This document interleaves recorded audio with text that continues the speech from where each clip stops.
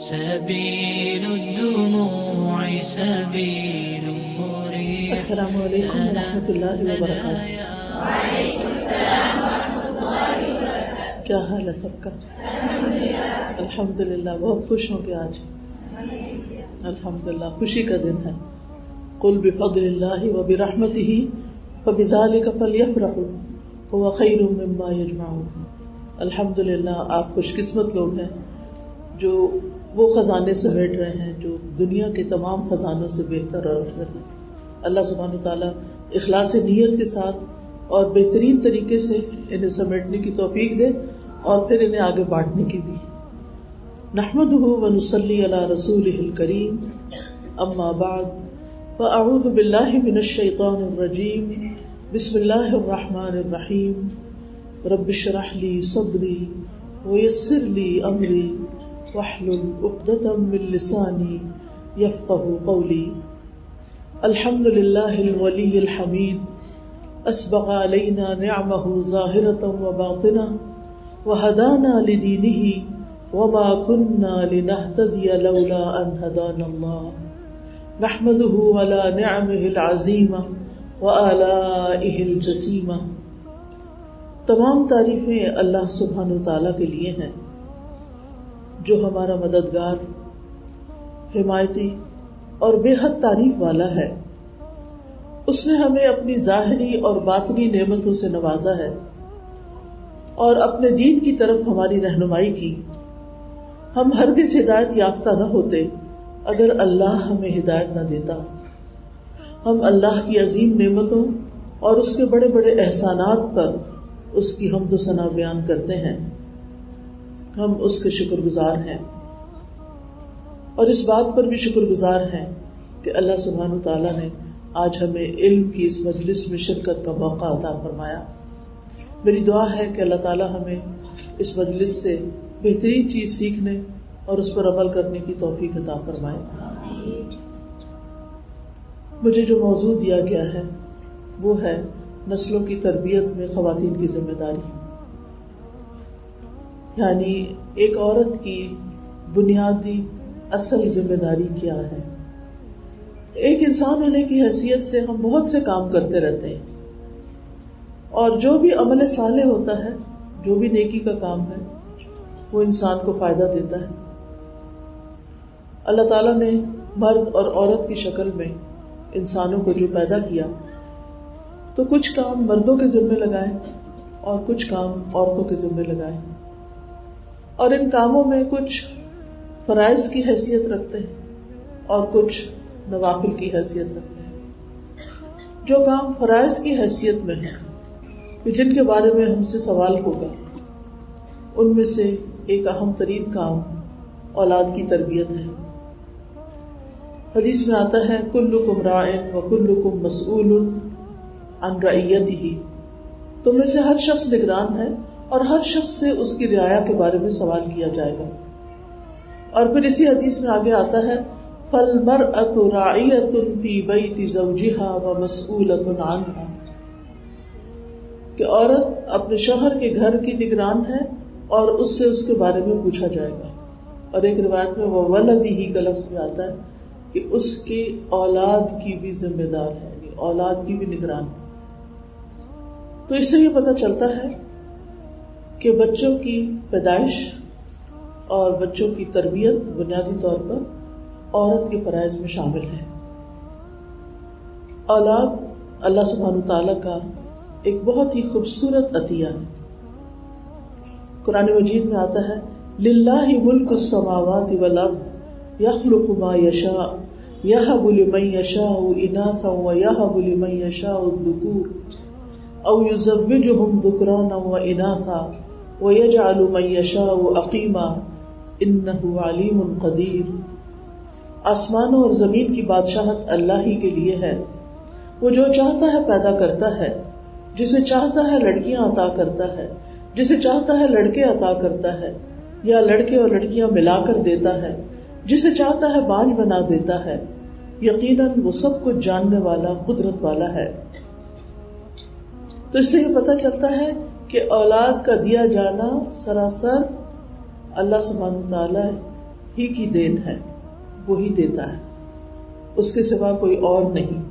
جیسے ہمارے معاشرے کے اندر غلط رجحانات پائے جاتے ہیں، ان میں سے ایک یہ ہے کہ شاید کچھ پیر یا کچھ بزرگ حضرات جو ہیں وہ بھی اولاد بخشنے پر قادر ہیں. کیونکہ ایک دفعہ مجھے کسی مجلس میں بیٹھی ہوئی تھی تو کسی کی زبان سے مجھے سننے کا موقع ملا. یعنی ایک تو ہوتا ہے نا سنی سنائی بات، اور ایک ہوتا ہے سامنے کسی کے منہ سے نکلی ہوئی بات، کہ وہاں پر ان کا بچہ ہے تو کہنے لگے کہ یہ فلاں پیر صاحب نے دیا ہے. تو میری حیرت گم ہو گئی کہ یہ کیا کہہ رہی ہیں کہ اولاد تو صرف اللہ دیتا ہے، پیدا تو صرف اللہ کرتا ہے، اللہ کے علاوہ تو کوئی کسی کو کچھ بھی نہیں دے سکتا. اصل خزانوں کا مالک تو وہ ہے، آسمانوں اور زمین کے خزانوں کی کنجیاں تو صرف اس کے ہاتھ میں. لیکن شیطان نے انسانوں کو دھوکہ دیا اور ان کے ذہن میں ایسے خیالات پیدا کر دیے کہ شاید ہمارے نفع نقصان کا کوئی اور بھی مالک ہے، جو کہ ہرگز نہیں.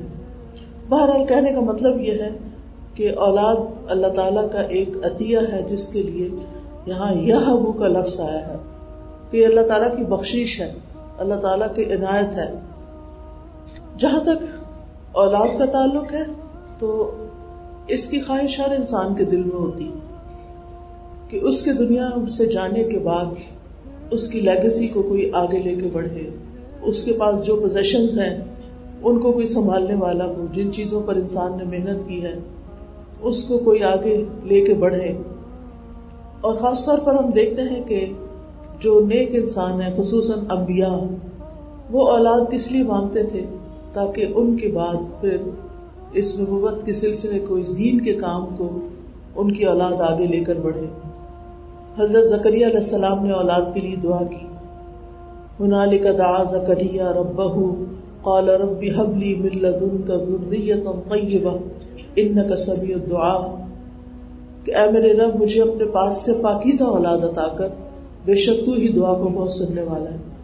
اور سورۃ مریم کے شروع میں آتا ہے کہ انہوں نے دعا کی تھی اور اس میں یہ بھی کہا تھا کہ یرثنی و یرث من آل یعقوب، کہ وہ میرا بھی وارث ہو اور آل یعقوب کا، یعنی بنی اسرائیل میں سے ہو اور بنی اسرائیل کی جو امت ہے اس کے ذمے جو کام ہے اس کام کا بھی وارث ہو.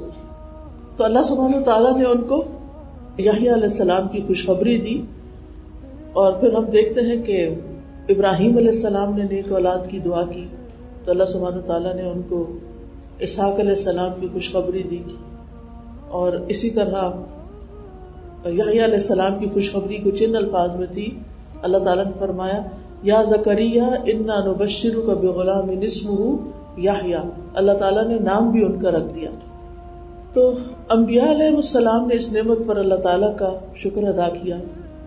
نبی صلی اللہ علیہ وسلم بھی بچوں سے بہت پیار کرتے تھے، اور خاص طور پر حضرت حسن اور حضرت حسین رضی اللہ عنہما کے بارے میں آپ نے فرمایا کہ یہ دنیا میں میرے دو پھول ہیں. اسی طرح ایک اور حدیث میں آتا ہے رسول اللہ صلی اللہ علیہ وسلم نے فرمایا کہ اللہ ہمیشہ اس دین میں ایسے پودے لگاتا رہے گا جنہیں وہ اپنی فرما برداری میں استعمال کرے گا، یعنی نیک اولاد کے ذریعے اس دین کے کام کو آگے بڑھائے گا.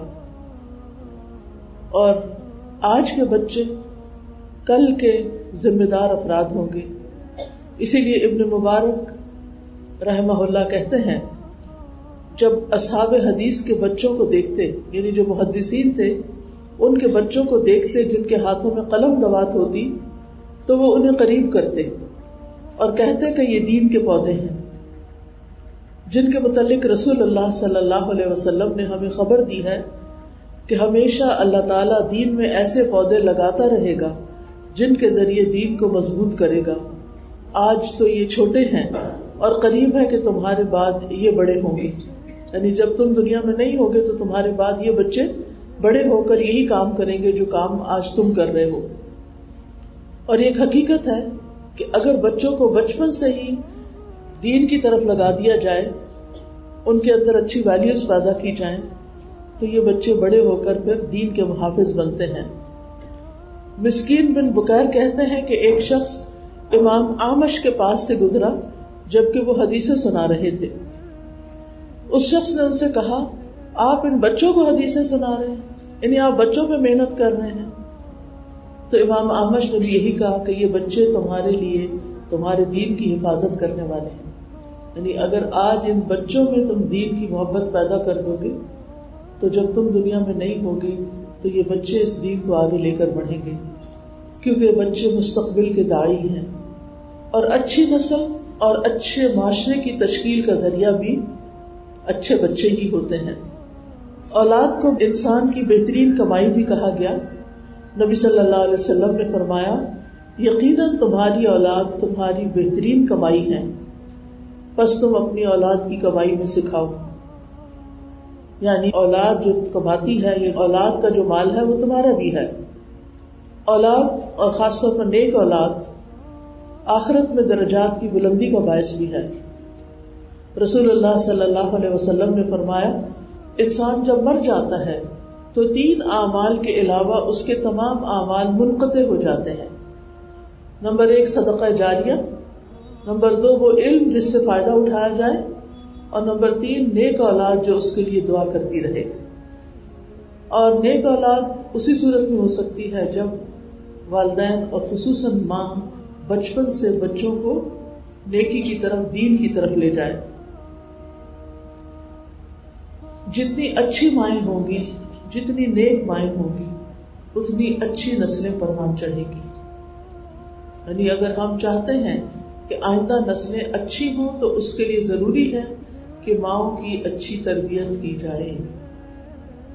قرآن مجید میں نیک عورتوں کی تعریف کی گئی ہے. فالصالحات قانتات حافظات للغیب بما حفظ اللہ. نیک عورتیں وہ ہیں جو فرما بردار ہوتی ہیں، یعنی اللہ تعالیٰ کی بھی فرما بردار، شوہر کی بھی فرما بردار. اور ان کی غیر موجودگی میں، یعنی شوہر جب گھر پر نہیں ہوتا یا جہاں نہیں ہوتا، ان کی غیر موجودگی میں اللہ کی حفاظت اور نگرانی میں ان کے حقوق کی حفاظت کرتی ہے، یعنی اپنی عزت کی اور مال کی. نیک عورت کو دنیا کی بہترین متاع قرار دیا گیا. رسول اللہ صلی اللہ علیہ وسلم نے فرمایا الدنیا متاع وخیر متاع الدنیا المرأة الصالحہ. دنیا فائدہ اٹھانے کی چیز ہے اور دنیا کی بہترین متاع جو ہے، یعنی سب سے بہترین خزانہ جو ہے وہ نیک عورت ہے. یعنی اس سے پتہ چلتا ہے کہ ایک عورت کی نیکی کی کس قدر قدردانی کی گئی ہے. یعنی ہمارے دین میں عورت کا نیک ہونا کتنا اہم ہے. صوبان رضی اللہ عنہ کہتے ہیں کہ جب یہ آیت نازل ہوئی الذین یکنزون الذہب والفضة ولا ينفقونها فی سبیل اللہ، جو لوگ سونا اور چاندی جمع کر کے رکھتے ہیں اور اللہ کے راستے میں خرچ نہیں کرتے، تو پھر آگے آتا ہے کہ ان کو دردناک عذاب کی بشارت دے دو. وہ کہتے ہیں کہ اس وقت ہم لوگ رسول اللہ صلی اللہ علیہ وسلم کے ساتھ کسی سفر میں شریک تھے، یعنی سفر میں تھے جب یہ آیت نازل ہوئی.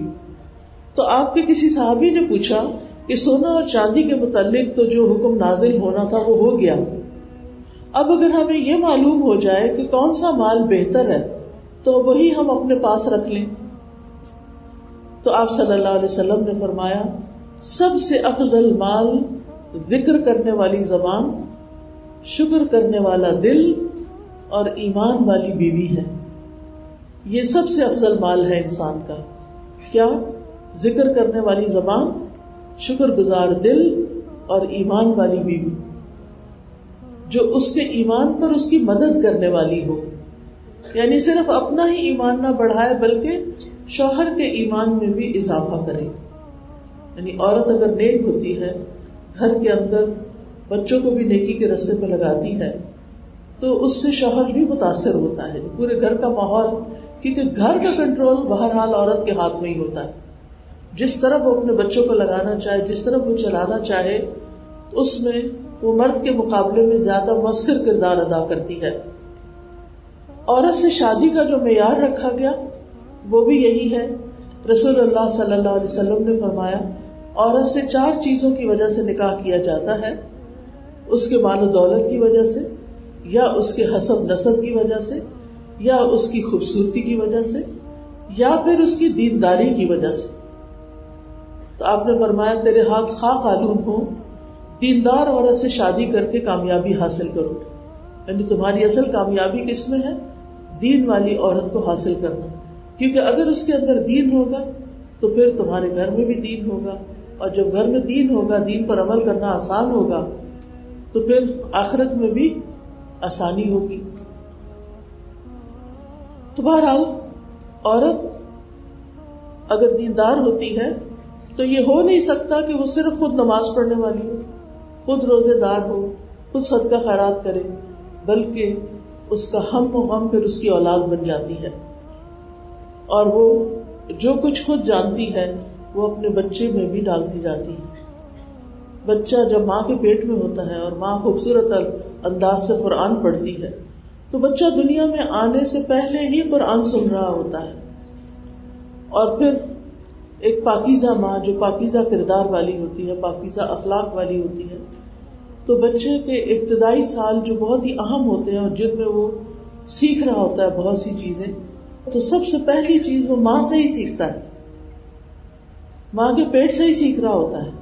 ماں جب دودھ پلا رہی ہوتی ہے اس وقت سیکھ رہا ہوتا ہے, ماں جب کھانا کھلا رہی ہوتی ہے اس وقت سیکھ رہا ہوتا ہے. لیکن افسوس کے ساتھ ہی کہنا پڑتا ہے کہ اب ماں نے کیا طریقہ اختیار کر لیا ہے کہ دودھ پلا رہی ہوتی ہیں اور ساتھ اپنا موبائل لے کے بیٹھی ہوتی ہیں, اور کچھ مائیں تو اس بات کا بھی خیال نہیں کرتی کہ وہ کیا سن رہی ہیں, کیا دیکھ رہی ہیں اس وقت. آپ سوچیں کہ آپ ایک انتہائی گندی چیز دیکھ رہے ہیں موبائل کے اوپر اور ساتھ اپنے بیٹے کو دودھ پلا رہے ہیں. وہ گندی چیز آنکھوں کے راستے آپ کے دل تک جا رہی ہے اور آپ کے دل میں برے خیالات ہیں, اور وہ دودھ کے راستے ساتھ بچے کو بھی منتقل ہو رہے ہیں.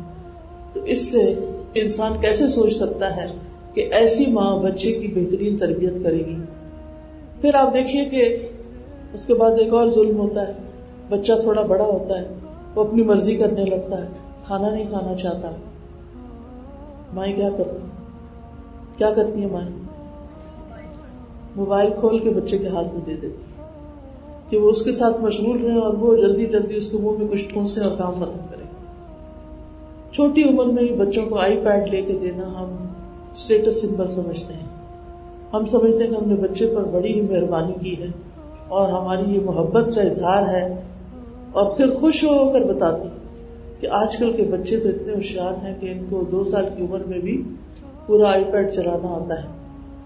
اور واقعی جو کچھ آپ سکھائیں گے, آپ انہیں قرآن سکھاتے تو قرآن بھی سیکھ جاتے ہیں, اور آپ نے ان کو آئی پیڈ پہ فلمیں دیکھنی سکھائیں, یوٹیوب سے فضول چیزیں دیکھنی سکھائیں, مسخ شدہ کارٹون دکھائے, میوزک سنایا, تو وہ وہی سیکھ جائیں گے, پھر ویسا ہی کردار بنے گا ان کا. تو بہت ضروری ہے کہ بچے کے ابتدائی سالوں میں ماں خاص طور پر بچے کے بارے میں محنت کرے اور اس کی کردار سازی میں اہم رول پلے کرے.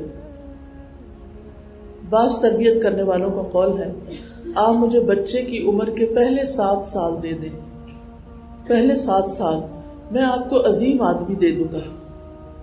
یہ پہلے 7 سال بڑے ہی اہم ہوتے ہیں, لیکن عموماً ہم ان پہلے 7 سالوں میں کیا کہہ کے نظر انداز کر دیتے ہیں, بچہ ہی تو ہے, بچہ ہی ہے, ابھی تو بچہ ہے, ابھی کیا کہنا, ابھی کچھ نہ کہو. لیکن 7 سال کی عمر میں اس کے اندر بہت کچھ شیپ ہو چکا ہوتا ہے. پھر اسی طرح آپ دیکھیے کہ جو ماں ہوتی ہے وہ جس طریقے سے, جس محبت کے ساتھ, جس تکلیف کے ساتھ, جس صبر کے ساتھ بچے کو سکھا سکتی ہے, وہ تکلیف دنیا کا کوئی دوسرا انسان نہیں اٹھا سکتا, چاہے وہ آپ کی بہن ہو, چاہے وہ آپ کی میڈ ہو, کوئی بھی نہیں. تو ماں اگر بچے کے کھلانے پلانے اور اس کی دیگر فزیکل نیڈز کو پورا کرنے کے لیے محنت کر رہی ہے, تو اس کی اسپرچل اور انٹلیکچوئل نیڈز کو پورا کرنے کے لیے بھی اس کو خود کو ویل اکوپڈ رکھنا چاہیے, اپنے آپ کو اچھا تیار کرنا چاہیے. والدین بچوں کو یا فطرت پہ رکھ سکتے ہیں یا پھر ان کو بگاڑ سکتے ہیں. ہر بچہ فطرت پہ پیدا ہوتا ہے, مسلمان پیدا ہوتا ہے, پھر یہ اس کے والدین ہوتے ہیں کہ اس کو کچھ سے کچھ بنا دیتے ہیں. پھر اسی طرح آپ دیکھیں کہ پیدائش سے پہلے ہی ماں کو بچے کی تربیت کی فکر کرنی چاہیے. یعنی یہ نہیں کہ جب بچہ پیدا ہو جائے تو پھر سوچنا شروع کرے اچھا اس کو کیا سکھانا ہے, اس کو کیا پڑھانا ہے, کیا بنانا ہے. اس سلسلے میں ہم دیکھتے ہیں سورۃ آل عمران میں کہ کس طرح حضرت مریم کی پیدائش ہوئی اور کس طرح ان کی والدہ نے نظر مانی. اذ قالت امرأة عمران ربی انی نذرت لک ما فی بطنی محررا فتقبل منی انک انت السمیع العلیم. جب عمران کی بیوی نے کہا اے میرے رب بے شک میں نے تیرے لیے اس کی نظر مانی ہے جو میرے پیٹ میں ہے کہ میں اسے آزاد چھوڑ دوں، سو مجھ سے قبول کر لے، بے شک تو ہی سب کچھ سننے والا سب کچھ جاننے والا ہے. پھر جب اس نے اسے جنا تو کہا اے میرے رب یہ تو میں نے لڑکی جنی ہے اور اللہ زیادہ جاننے والا ہے جو اس نے جنا، اور لڑکا لڑکی کی طرح نہیں ہوتا. یعنی دونوں میں فرق ہوتا ہے، کیونکہ وہ سمجھ نہیں تھی کہ شاید ان کا بیٹا پیدا ہوگا، لیکن اللہ تعالیٰ نے حضرت مریم کو پیدا کیا. اور پھر آپ سب جانتے ہیں جنہوں نے بھی قرآن مجید پڑھا کہ کس طرح مریم علیہ السلام کی خاص طریقے پر تربیت ہوئی اور کس طرح وہ ہیکل میں رہتی تھی، اور پھر کس طرح حضرت عیسیٰ علیہ السلام کی ولادت ہوئی. تو کہنے کا مطلب یہ ہے کہ حضرت مریم کی والدہ نے ان کی پیدائش سے پہلے ہی ان کے لیے سوچ رکھا تھا کہ میرا یہ بچہ دین کے کام کے لیے وقف ہوگا، میں اس کی دینی تربیت کروں گی، میں اس کو اللہ کے راستے میں لگاؤں گی. اور یہ بھی آتا ہے تفاسیر میں کہ اس وقت وہ بیوہ ہو چکی تھی، ان کے یعنی مریم علیہ السلام کے والد کی وفات ہو چکی تھی ان کی پیدائش سے پہلے ہی. اب شوہر چلا گیا اور وہ بیٹے کو بھی اللہ کے راستے میں دینے کی فکر کر رہی. یعنی مائیں ایسی ہوتی ہیں جن کے اندر دین کے لیے اخلاص ہوتا ہے. آج ہماری تمنا کیا ہوگی کہ میرا بیٹا پیدا ہوگا تو میں کیا کروں گی، میں اسے کیا بناؤں گی. اور یہ مائیں ہوتی ہیں جو بچپن سے بچے کے دل میں یہ ڈالنا شروع کر دیتی ہے کہ تم بڑے ہو کر کیا بنو گے، تمہیں بڑے ہو کر کیا کرنا ہے. جن کے دل میں دنیا کی محبت ہوتی ہے وہ بچے کے دل میں دنیا کی محبت ڈالتے ہیں. جن کے دل میں علم کی محبت ہوتی ہے وہ بچے کے دل میں علم کی محبت ڈالتے ہیں. جن کے دل میں دین کی محبت ہوتی ہے وہ بچے کے دل میں دین کی محبت ڈالتے ہیں. اور بچہ پھر بچپن سے اس طریقے پر سوچنا شروع کر دیتا ہے. اگرچہ معاشرے کے اثرات ہوتے ہیں لیکن پھر بھی اس کی سوچ میں وہ چیز باقی رہتی ہے. پھر اسی طرح ہم دیکھتے ہیں کہ کس طرح جب وہ بچی پیدا ہو گئی تو وہ کہتی ہے وَإِنِّي سَمَّيْتُهَا مَرْيَمَ، میں نے اس کا نام مریم رکھا ہے. مریم کے دو معنی ہیں، ایک ہے عبادت گزار اور دوسری ہے خدمت گار، یعنی بندوں کی خدمت کرنے والی اور اللہ کی عبادت کرنے والے.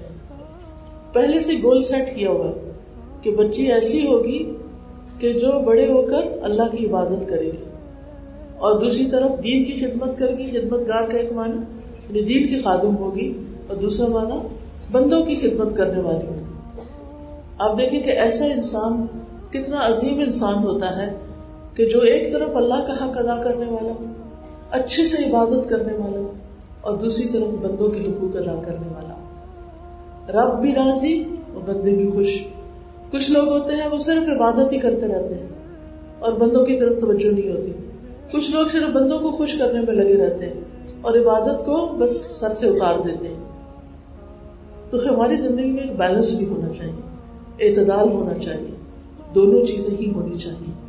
بہرحال جب وہ پیدا ہوتی ہے تو نام بھی رکھتی ہیں، اور پھر وَإِنِّي أُعِيذُهَا بِكَ وَذُرِّيَّتَهَا مِنَ الشَّيْطَانِ الرَّجِيمِ. کیسی ویژنری خاتون تھی.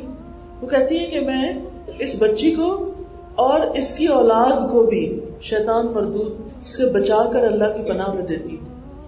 یعنی ان کو، ماں کو پتا ہے کہ میرا اور میرے بچے کا دشمن شیطان ہے، اور میرے بچے اور بچے کے بچوں کا دشمن بھی شیطان ہی ہے، لہذا وہ شیطان سے پروٹیکٹ کرتی ہے. آپ دیکھیں کہ کس طرح کبھی آپ نے دیکھا مرغی اپنے بچوں کو کیسے چیل کبے سے پروٹیکٹ کرتی ہے. یعنی خود خطرے میں آ جاتی ہے لیکن وہ بچوں کو اپنے پروں کے نیچے دیکھ رہے، ان کی حفاظت کرتی ہے. یہ ماں کے اندر اللہ نے قدرتی جذبہ رکھا کہ خود بھوکے رہ کے بچوں کو کھلاتی، خود جاگ کر بچوں کو سلاتی، خود تکلیف اٹھا کر بچوں کو آرام دیتی. تو یہاں پر باقی چیزوں کا ذکر نہیں آیا، ان کی اس فکر کا ذکر آیا کہ میرے بچے کا جو سب سے بڑا دشمن ہے شیطان، مجھے اس سے اس کو بچانا ہے۔ اور اسی لیے اللہ تعالیٰ نے اس بچے کو واقعی بچایا، عیسیٰ علیہ السلام کو۔ ابو ہریرہ کہتے ہیں کہ میں نے رسول اللہ صلی اللہ علیہ وسلم کو یہ کہتے ہوئے سنا کہ بنو آدم میں سے جب کوئی بچہ پیدا ہوتا ہے تو پیدائش کے وقت اسے شیطان چھوتا ہے اور بچہ شیطان کے مس کی وجہ سے چیخنے لگتا ہے، مریم اور ان کے بیٹے عیسیٰ کے علاوہ۔ یعنی جب عیسیٰ علیہ السلام پیدا ہوئے تو پہلے آپ دیکھیں کہ مریم علیہ السلام کی والدہ نے مریم علیہ السلام کو اللہ کی پناہ میں دیا، پھر مریم علیہ السلام نے اپنے بیٹے عیسیٰ علیہ السلام کو، اور اسی طرح چونکہ مریم علیہ السلام کی والدہ نے کہا تھا کہ اس کو اور اس کی اولاد کو بھی شیطان سے بچاتی، تو ان کو پھر شیطان نے نہیں چھوا، یعنی حضرت مریم کو اور ان کے بیٹے عیسیٰ علیہ السلام کو۔ پھر ابو ہریرہ رضی اللہ عنہ نے یہ بیان کیا کہ یہ اس دعا کی وجہ سے ہے، وَإِنِّي أُعِيذُهَا بِكَ وَذُرِّيَّتَهَا مِنَ الشَّيْطَانِ الرَّجِيمِ۔ اب یہ ہے کہ بچے کی پیدائش ہو گئی، بچپن میں جو کام اس کے ساتھ آپ نے کرنے تھے کر لیے، اب آپ اسے دودھ پلا رہے ہیں، قرآن سنا رہے ہیں، بسم اللہ پڑھ کے کھلا پلا رہے ہیں، چھوٹی چھوٹی چیزیں اس کو سکھا رہے ہیں۔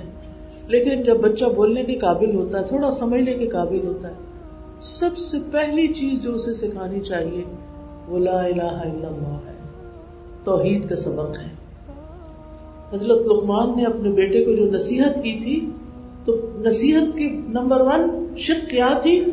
یا بنی لا تشرک باللہ، اے بچے اللہ کے ساتھ کسی کو شریک نہ کرنا، یعنی شرک کی نفی۔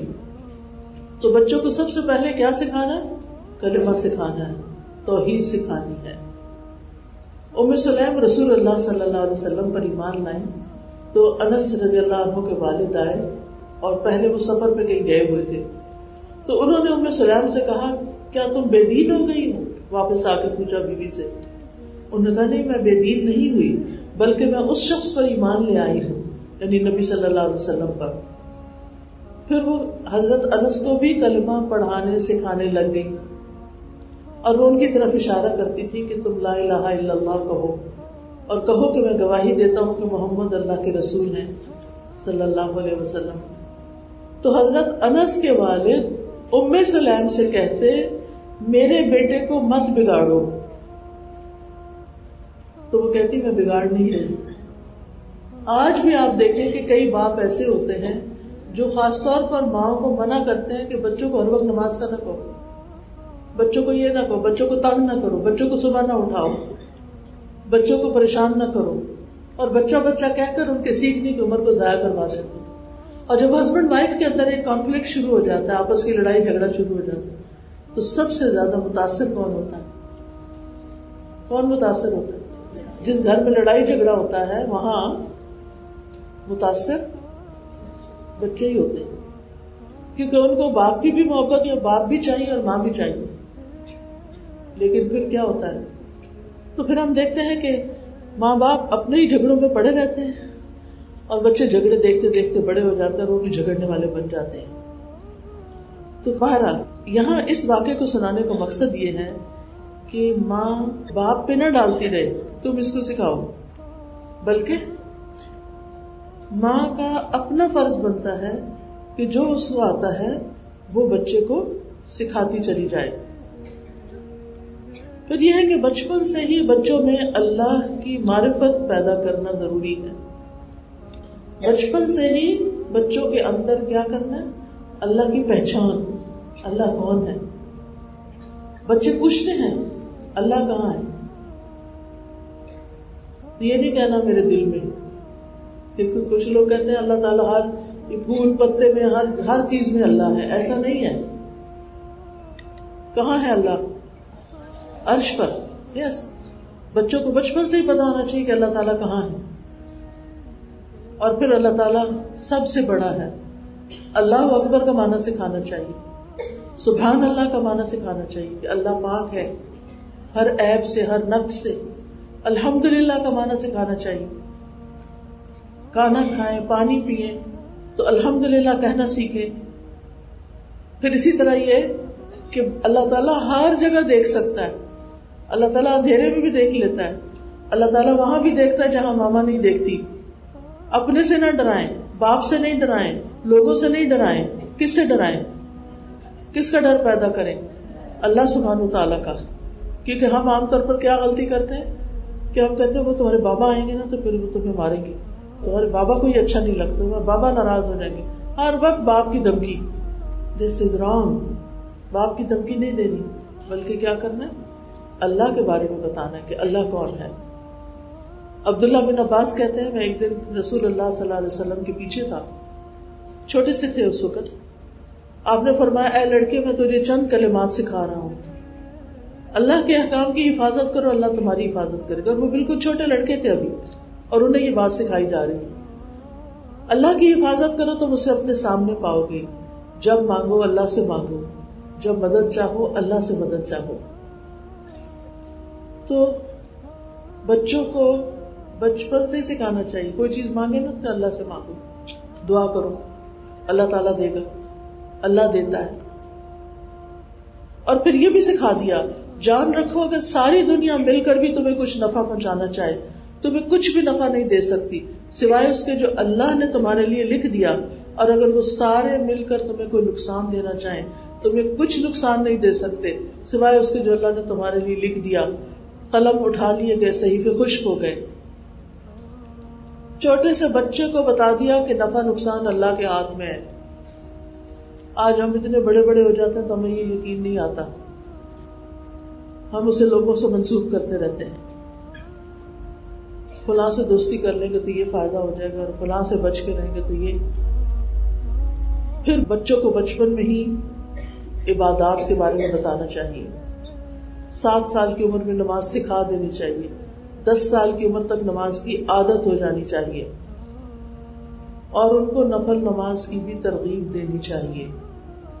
کیونکہ ہم عام طور پہ کہتے ہیں اچھا صرف فرض پڑھ لو. اب کیا ہوتا ہے, وہ ایسی عادت پڑتی ہے خالی فرض پڑھنے کی کہ بڑے بھی ہو جاتے ہیں تو سنت نفل چھوڑ دیتے ہیں. رسول اللہ صلی اللہ علیہ وسلم نے بچوں کے لیے بھی عاشورہ کے روزے کی ترغیب دی ہے. ربیہ کہتی ہیں کہ ہم خود روزہ رکھتے, اگر اللہ چاہتا تو اپنے چھوٹے بچوں کو بھی روزہ رکھواتے. ہم ان کے ہمراہ مسجد جاتے تو ان کے لیے اون کا کھلونا بناتے. جب ان میں سے کوئی افطار کے قریب کھانے کے لیے روتا تو ہم اس کا دل بہلانے کے لیے اس کو کھلونا دے دیتے. یعنی مسجد لے جاتے ساتھ اور افطار وہیں کرتے, تو افطار سے پہلے رونا شروع کرتے تو کھلونوں سے دل بہلا دیتے. لیکن روزہ رکھواتے تھے بچوں کو. پھر اسی طرح بچوں کو حج پہ لے جانا, عمرے پہ لے جانا, تو یہ بچپن سے ہی بچوں کے اندر ایک اللہ کی محبت پیدا ہو جاتی ہے. صاحب بن یزید کہتے ہیں مجھے رسول اللہ صلی اللہ علیہ وسلم کے ساتھ حج کرایا گیا, میں اس وقت 7 سال کا تھا. پھر بچوں کو شروع سے دینی تعلیم دینی چاہیے, قرآن سکھانا چاہیے. ایک قول ہے تم اپنے بچے کو قرآن سکھا دو, قرآن اسے ہر چیز سکھا دے گا. یعنی قرآن کی عربی بھی لیکن اس کا ترجمہ بھی, اس کے معنی بھی. بچے ہماری ملکیت نہیں ہے, ہماری پوزیشن نہیں ہے. اللہ نے ہمارے پاس ایک امانت کے طور پہ دی ہے, وہ ہے اللہ ہی کی مخلوق, اللہ ہی ان کا مالک ہے, ہم مالک نہیں ہیں. لہذا انہیں اللہ کا بنانا چاہیے اور ان کا رخ اللہ کی طرف موڑنا چاہیے. تو بچوں کو شروع سے ہی چھوٹے ہوں تو کہانیاں وغیرہ سنائیں قرآن کے جو قصے ہیں, جب بڑے ہو جائیں تو پھر ان کو ترجمہ بھی ضرور پڑھائیں. آمش کہتے ہیں کہ اسماعیل بن رجا بچوں کو جمع کرتے اور انہیں حدیثیں سناتے. یعنی جس طرح یا الحمدللہ اللہ میں بھی, اور ہو سکتا ہے آپ کے یہاں بھی بچوں کی کلاسز ہوتی. لیکن دیکھنے میں آیا کہ کچھ لوگ بچوں کو ناظرہ تو پڑھا دیتے, ان کو کوئی کہانی نہیں سناتے, کوئی دین کی بات نہیں بتاتے, کوئی اخلاقی تربیت نہیں کرتے. تو خالی ناظرہ قرآن پڑھا دینا کافی نہیں, خالی اچھی قرات اور اچھی آواز نکالنا کافی نہیں. یہ بہت بڑے اجر کی بات ہے, لیکن قرآن کس لیے آیا؟ ذالک الکتاب لا ریب فیہ ھدی للمتقین. پھر کتاب انزلناہ الیک مبارک لیدبروا آیاتہ ولیتذکر اولو الالباب. قرآن اس لیے آیا کہ ہم اس میں تدبر کریں اور اس سے عقل مند نصیحت حاصل کریں. تو بچپن سے ہی بچوں کے اندر بے شک چھوٹی صورتیں آپ پڑھا رہے ہیں ان کا مطلب بتائیں. مثلاً آپ سورۃ الناس پڑھا رہے ہیں تو شیطان کے بارے میں ان کو بتائیں. سورۃ الفلق پڑھا رہے ہیں, جنات کے بارے میں ان کو بتائیں. ہر چیز کا شر جو ہوتا ہے اس سے بچنے کی ترغیب دیں. قل هو اللہ احد پڑھائے تو توحید کا سبق سکھائیں. پھر اسی طرح سورۃ الفیل پڑھائیں تو اصحاب الفیل کا قصہ سنائیں. یعنی اگر یہ چھوٹی چھوٹی محنت آپ اگر کر لیں ہر سورت کے ساتھ تو اتنا بڑا صدقہ جاریہ آپ کے لیے ہوگا, کیونکہ بچوں کی تربیت قرآن کے ذریعے ہو جائے گی, پھر احادیث کے ذریعے, پھر ان کو دعائیں بھی سکھائی جائیں اور صرف دعائیں رٹائی نہ جائیں, ان کا مطلب ضرور بتایا جائے. یعنی بچے سے اگر پوچھے نا کہ باتھ روم جانے کی دعا کیا ہے, وہ فر سنا دے گا. کئی دفعہ ایسا ہوتا ہے کہ مجھے پتا چلتا ہے کہ بچے بہت کچھ سیکھ رہے ہیں تو میں چھوٹا سا ٹیسٹ لیتی ہوں, اچھا پھر اس کا مطلب کیا ہے, چپ کر جاتے ہیں, مطلب نہیں آتا ہوتا ہے. خالی دعائیں نہیں یاد کرانی, رٹوانی نہیں, وہ تو ہوں گی, وہ تو ضرورت ہے, ان کا ترجمہ بھی بتانا ہے, اس کا مطلب بھی بتانا ہے, مقصد بھی بتانا ہے کہ اس دعا کا مطلب کیا ہے اور اس کو پڑھنے کا فائدہ کیا ہے. پھر اسی طرح صبح شام کی دعائیں سکھائیں تاکہ ہر چیز سے پروٹیکشن میں ہو, خاص طور پر بسم اللہ الذی لا یضر مع اسمہ شیء فی الارض ولا فی السماء وهو السمیع العلیم. بچپن میں سکھا دیں, اور معوذتین پڑھنا صبح شام. اور پھر آپ دیکھیے اسلاف کی بہت سی مائیں ایسی ہیں جنہوں نے بڑے عظیم بچے پیدا کیے. ماں کے پیٹ سے تو وہ کچھ بھی سیکھ کر نہیں آئے تھے, لیکن انہوں نے اپنا بہت زبردست رول پلے کیا. اس میں سب سے پہلے امام احمد بن حنبل. امام احمد بن حنبل اپنی والدہ کے بارے میں کہتے ہیں, میری والدہ نے مجھے قرآن حفظ کروایا جبکہ میری عمر 10 سال تھی. کس نے حفظ کرایا؟ والدہ نے. ابھی میں جو علم ٹور پر تھی تو حیدرآباد میں جانے کا اتفاق ہوا. سبحان اللہ, جس گھر میں رہی ان کے 3 بچے تھے, ان کے شوہر نے اجازت نہیں دی بچوں کو مدرسہ جانے کی. اس ماں نے جو خود حافظہ نہیں تھی اپنے 3 بچوں کو قرآن حفظ کرا دیا. اب وہ یونیورسٹیوں میں پڑھ رہے ہیں, اسکول پڑھ رہے ہیں, یونیورسٹی پڑھ رہے ہیں, لیکن یہ ماں کی محنت تھی. تو جس ماں کے اندر یہ لگن لگ جاتی ہے, شوق لگ جاتا ہے, پھر وہ یہ نہیں سوچتی کہ میں نے تو حفظ نہیں کیا, مجھے طریقہ نہیں آتا, نہیں بس یاد کرنا نا. اور ابھی تک وہ ان کو خود سن رہی ہے. یعنی اس نے اپنی ذمہ داری سمجھی ہوئی ہے کہ بچے بے شک باہر کے ملک پڑھنے چلے گئے ہیں, لیکن میں نے ان کا قرآن سننا ہے. تو یہ ماں ہی ہوتی ہیں جو پیچھا کیے رکھتی ہیں اور ان کو نصیحت کیے رکھتی ہیں. تو امام احمد بن حنبل کی والدہ نے ان کو قرآن حفظ کرایا. وہ کہتے ہیں وہ مجھے فجر کی نماز سے پہلے ہی بیدار کر دیتی اور بغداد کی ٹھنڈی راتوں میں میرے وضو کے لیے پانی گرم کرتی, مجھے میرا لباس پہناتی, پھر اپنا دوپٹہ اوڑھتی اور اپنا حجاب سے چہرہ چھپاتی اور میرے ساتھ مسجد کی طرف جاتی, کیونکہ ہمارا گھر مسجد سے دور تھا اور راستے میں اندھیرا ہوتا تھا. خود چھوڑ کے آتی.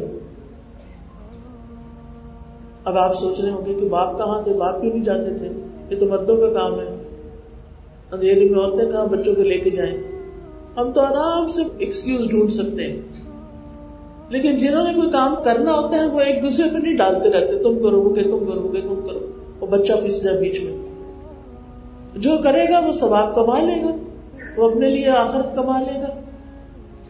پھر اسی طرح امام مالک نے بھی بچپن میں قرآن حفظ کر لیا تھا, اور جب وہ حدیث کا علم حاصل کرنے نکلے تو ان کی والدہ نے ان کو بہترین لباس پہنایا, سر پہ پگڑی باندھی اور کہا جاؤ اب علم حاصل کر لو, جاؤ اب لکھو. اسی طرح امام سفیان الثوری کے بارے میں آتا ہے, جب وہ چھوٹے تھے تو ان کی والدہ نے ان سے کہا اے بیٹے جاؤ علم حاصل کرو, میں سود کاٹ کاٹ کر تمہارے خرچ پورے کروں گی. یعنی میں محنت کروں گی, میں کماؤں گی اور تمہاری تعلیم کا خرچ برداشت کروں گی. بعض اوقات یہ ہوتا ہے نا کہ شوہر کی آمدنی اتنی نہیں ہوتی ہے, شوہر ہوتے ہی نہیں ہے, فوت ہو جاتے ہیں یا چھوڑ کے چلے جاتے ہیں, کوئی بھی ریزن ہوتی ہے. تو کچھ عورتیں تو بس غم میں ہی گلی رہتی ہیں, اپنے آپ کو بلا رکھتی ہیں, روتی رہتی ہیں سارا وقت کہ باپ نہیں ہے ان کا, سیلف پٹی کا شکار رہتی ہیں. لیکن کچھ مائیں بہادر ہوتی ہیں, اسٹرانگ ہوتی ہیں, وہ اس رونے دھونے کو ایک طرف رکھ کے اپنے بچوں پہ فوکس کرتی ہیں. اور ان کو تعلیم کے میدان میں آگے لے جاتی ہیں. تو چھوٹے ہی تھے تو کہا بیٹے تم جاؤ, تم فکر نہیں کرو, میں تمہارا خرچہ پورا کروں گی. اور یہ بھی کہا کہ جب تم 10 احادیث لکھ لو تو غور کرنا کہ کیا تمہارے اندر زیادہ احادیث لکھنے کا شوق ہے. پھر اپنا شوق دیکھنا, اگر ہے تو اس کی پیروی کرنا, ورنہ تم مشقت میں نہ پڑنا, یعنی خود کو نہ تھکانا اور اس کا زیادہ اہتمام نہ کرنا. یعنی بیزاری کے ساتھ نہیں سیکھنا, شوق کے ساتھ سیکھنا. مطلب یہ تھا کہ جب تم حدیث لکھو گے تو پھر ان حدیث میں غور کرنا اور پھر دیکھنا کہ وہ تمہارا ایمان بڑھاتی ہے کہ نہیں, تمہارا شوق بڑھاتی ہے کہ نہیں. پھر اسی طرح امام ربیعہ اور رائی جو تھے, ان کی والدہ حاملہ تھی تو ان کے والد جہاد کے لیے نکل گئے, اور ان کے والد اس وقت واپس لوٹے جب ان کی والدہ جن سے وہ حاملہ تھی وہ شخص عالم بن چکے تھے, یعنی 20-25 سال کی عمر تو ہو ہی گئی ہوگی. جب وہ سکھاتے تھے تو بڑی بڑی محفلیں ہوتی تھی ان کے سامنے اور بڑے بڑے مجمع ہوتے تھے اور وہ ان سے سیکھ کر جاتے تھے. تو یہ بڑا دلچسپ قصہ ہے کہ امام ربیعہ جو تھے یہ امام مالک کے استاد ہیں, یہ بھی یاد رکھیے, معمولی شخصیت نہیں ہے. مدینہ کے تھے, مسجد نبوی میں درس دیتے تھے. تو ان کے والد جب یہ ماں کے پیٹ پہ تھے تو یہ چلے گئے جہاد کرنے, اور جب واپس آئے تو پہلے مسجد کی طرف گئے, دیکھا کہ ایک نوجوان ہے اور اس کے آگے اتنا بڑا مجمع پڑھ رہا ہے. پھر اس کے بعد گھر آئے, نہیں پتا یہ میرا بیٹا پڑھا رہا ہے. بہت خوش ہوئے کہ مسجد میں اتنی اچھی کلاس ہو رہی ہے. پھر گھر آئے, اپنی بیوی کا حال چال پوچھا اور کہا وہ جو میں نے تمہیں پیسہ دیا تھا فلاں فلاں وہ کدھر ہے. تو کہنے لگی کہ جاؤ اس وقت مسجد میں اور دیکھ لو, تمہارا پیسہ وہاں ہے. کہتے وہ وہاں کا, میں تو وہاں سے ہو کر آیا. کہا کہ وہ جو نوجوان پڑھا رہا ہے اس وقت وہ تمہارا ہی بیٹا ہے, اور جو تم مجھے دے کر گئے تھے وہ میں نے اس کی تعلیم میں لگا دیا تھا. یعنی مال کو اس میں انویسٹ کیا. عقل مند مائیں تھی, وہ چاہتی تو اپنی جیولری بنا لیتی, روز برانڈ کے کپڑے پہن لیتی, وہ بچہ گلیوں بازاروں میں کھیلتا پھرتا. ایسا نہیں کیا. پھر اسی طرح امام اوزاعی, انہوں نے اپنی ماں کی گود میں یتیمی کی زندگی میں پرورش پائی. وہ کبھی ایک جگہ جاتی کبھی دوسری جگہ جاتی, اور ان کی ایسی تربیت کی کہ بادشاہ بھی ایسی تربیت سے عاجز اور بے بس ہے. 13 سال کی عمر میں ان سے فتویٰ مانگا گیا. صرف 13 سال کی عمر میں لوگ ان سے فتویٰ مانگتے تھے. سوچئے, اور ہم تو کہتے ہیں کہ اوہ اب تو ہماری ٹین ایج شروع ہو گئی ہے, اور اس ٹین ایج کا بہانہ کر کے ہر طرح کا فتنہ فساد کرتے ہیں, گھر میں شور ہنگامہ کرتے ہیں, ماں باپ کو تنگ کرتے ہیں, اور کچھ کر کے دینے کو تیار نہیں ہوتے. پھر امام شافعی کے والد بھی بچپن میں فوت ہو گئے تھے. وہ ابھی دودھ پیتے بچے تھے کہ باپ فوت ہو گئے. ایسی مائیں عام طور پہ کیا کرتی ہیں جن کے چھوٹے بچے ہوتے ہیں اور وہ بیوہ ہو جاتی, کیا کرتی ہیں؟ رونا دھونا, پریشانی کی باتیں, ہر ایک کو اپنے پریشانی کی داستان سنانا. تو ان کی والدہ نے ہمت نہیں ہاری, بچے کی تربیت کی ذمہ داری لے لی, اور ان کے ساتھ غزہ جو فلسطین کا ایک علاقہ ہے وہاں سے نکل کے مکہ آ گئی. پھر وہاں ان کے ماموں کے درمیان ان کی تربیت کی. وہاں ان کے میکے تھے لیکن ان کے پاس بھی پیسہ نہیں تھا کہ وہ معلم کو فیس دیتی. تو معلم اس بات پہ راضی ہو گئے کہ وہ بغیر فیس کے ان کو تعلیم دے دیں گے. اسی طرح امام بخاری کے والد بھی, امام بخاری چھوٹے تھے تو وہ فوت ہو گئے, تو انہوں نے اپنی والدہ کے پاس یتیمی کی زندگی میں پرورش پائی. والدہ بہت نیک خاتون تھی. امام بخاری کی بچپن میں نظر چلی گئی, بخار آیا, بیمار ہوئے, نظر چلی گئی. والدہ بہت عبادت گزار تھی, رو رو کے دعائیں مانگی کہ اللہ میرے بیٹے کی نظر لوٹا دے, میں اس کو دین کے کام میں لگاؤں گی. ایک دن خواب میں حضرت ابراہیم علیہ السلام کو دیکھا, وہ ان سے فرما رہے تھے کہ اللہ تبارک و تعالیٰ نے تمہارے کثرت سے رونے اور دعا کرنے کی وجہ سے تمہارے بیٹے کی آنکھیں درست کر دی ہیں. وہ کہتی ہے صبح اٹھی, دیکھا تو واقعی بچہ دیکھ رہا تھا. اور اتنی اچھی نظر تھی امام بخاری کی کہ چاندنی راتوں میں انہوں نے التاریخ الکبیر لکھی. تو یہ ماں ہی کا حوصلہ تھا اور ماں ہی نے یہ تربیت کی تھی. تعلیم کے ساتھ ساتھ بچوں کو عمدہ اخلاق بھی سکھانا چاہیے، ادب سکھانا چاہیے، بڑوں کا احترام سکھانا چاہیے، پڑوسیوں کے حقوق، دوستوں کے حقوق، والدین کے حقوق بتانے چاہیے، اچھے اخلاق کی تعلیم دینی چاہیے. جیسے حضرت لقمان نے کہا تھا، اے میرے چھوٹے بیٹے نماز قائم کر، نیکی کا حکم دو اور برائی سے منع کرو، اور اس مصیبت پہ صبر کرو جو تمہیں پہنچے، یقیناً یہ ہمت کے کاموں میں سے ہے. اور لوگوں کے سامنے اپنے رخسار نہ پھیلاؤ، منہ مت بناؤ، زمین میں اکڑ کے نہ چلو، بے شک اللہ کسی اکڑنے والے، فخر کرنے والے سے محبت نہیں کرتا. اور اپنی چال میں میانہ روی رکھو اور اپنی آواز کچھ نیچے رکھو، بے شک سب آوازوں سے بری آواز یقیناً گدھے کی آواز ہے. تو انہوں نے کون کون سی تربیت کی، کیا کیا سکھایا؟ نماز کے بارے میں بتایا، امر بالمعروف اور نہی عن المنکر کا بتایا، صبر کرنے کا بتایا، بد اخلاقی کے بارے میں بتایا، اور چال کے بارے میں کہ درمیانی چال چلو، آواز کے بارے میں کہ آرام سے بات کرو. یہ ہے وہ سارے اخلاقیات جو ایک ماں کو اپنے بچے کو سکھانے چاہیے. لیکن اگر ماں خود بھی عمل نہیں کرتی تو بچے کیا کریں گے؟ تو ماں باپ کو زندگی گزارنے کے آداب بچوں کو لازماً سکھا دینے چاہیے. وہ آپ سے سنتے ہیں، سیکھتے ہیں، اور اس سے متعلق ادب آداب دیگر جو ہیں وہ بھی سیکھ لیتے ہیں، تو پھر ان کی زندگی آسان ہوتی. پھر کھانے کے آداب سکھا دینا، اجازت لینے کے آداب، گفتگو کے آداب، بچوں کو نیک کمپنی اور نیک لوگوں کے ساتھ بیٹھنے کی ترغیب دینا، علماء سے ملوانا، کم عمری میں بچوں کو نیک لوگوں کی خدمت کرنے والا بنانا. انس بن مالک کہتے ہیں کہ جب رسول اللہ صلی اللہ علیہ وسلم مدینہ ہجرت کر کے آئے تو ان کی عمر 10 سال تھی. کس کی عمر؟ حضرت انس رضی اللہ عنہ کی. کہتے میری مائیں، نانی، خالہ وغیرہ مجھے مستقل نبی صلی اللہ علیہ وسلم کی خدمت کے لیے تاکید کرتی تھی کہ تم نے نبی صلی اللہ علیہ وسلم کی خدمت کرنی ہے. چنانچہ میں نے آپ کی 10 سال خدمت کی، اور جب نبی صلی اللہ علیہ وسلم کی وفات ہوئی تو میں 20 سال کا تھا. اور پردے کے احکام کے متعلق میں سب سے زیادہ جاننے والا ہوں کہ وہ کب اور کہاں نازل ہوا، کیونکہ پردے کے احکام سے پہلے یہ آپ کے گھر میں آتے جاتے تھے نا، پھر ان کا آنا روک دیا گیا.